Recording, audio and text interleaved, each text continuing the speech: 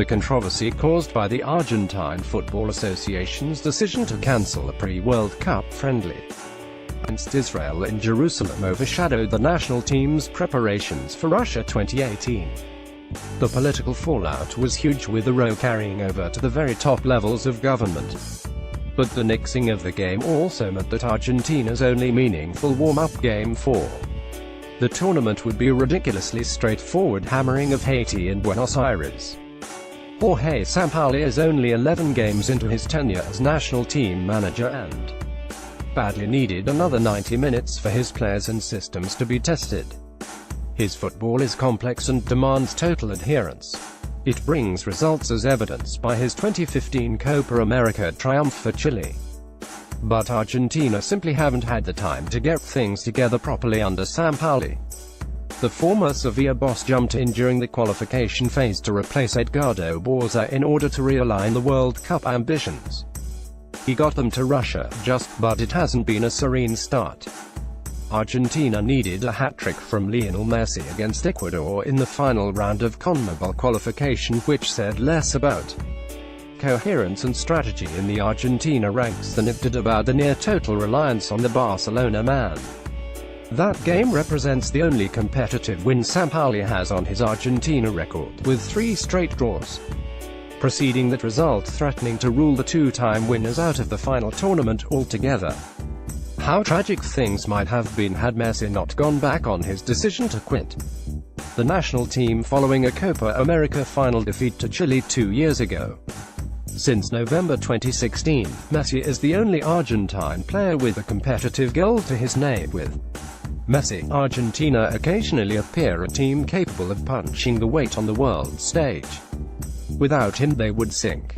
We always say how Argentina is wonder team, but as I look at them you have Messi up front, but what about midfield and defense? Asked Robert Prosinecki, the former Croatia international now coaching Bosnia-Herzegovina on Večernji last week.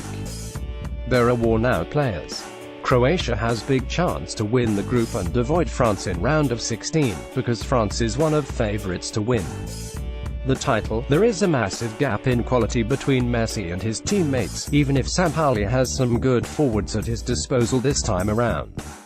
The problem is getting them all fit and functioning in the same team.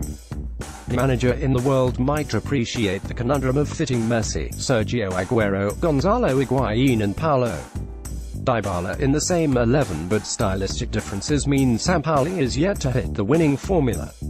Injuries to Aguero and Dybala haven't helped, and the young Juventus forward is also hamstrung by the fact that he and Messi seem incompatible. Injuries have also cost Sampaoli the services of his first-choice goalkeeper, Sergio Romero of Manchester United, and West Ham's Manuel Lanzini. Enzo Perez, now of River Plate, replaced Lanzini in the squad, and there are still question marks over who'll get the gloves.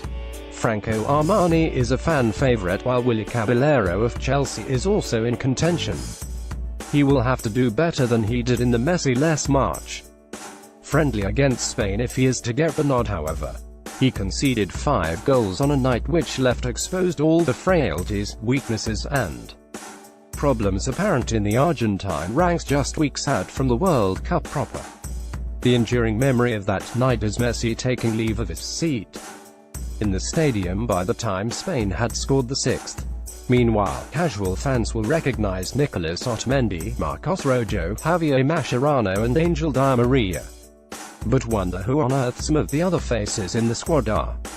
Names like Maximiliano Miller and Nicolas Tagliafico will be unfamiliar to observers who have watched Argentina go deep in tournaments like the Copa America as well as the World Cup in 2014.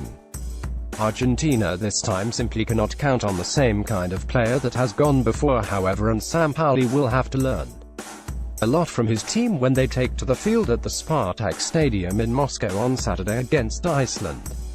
On name alone, Argentina should have been overwhelming favourites to top the group and go deep into the tournament. Iceland and Croatia should be underestimated at Argentina's peril.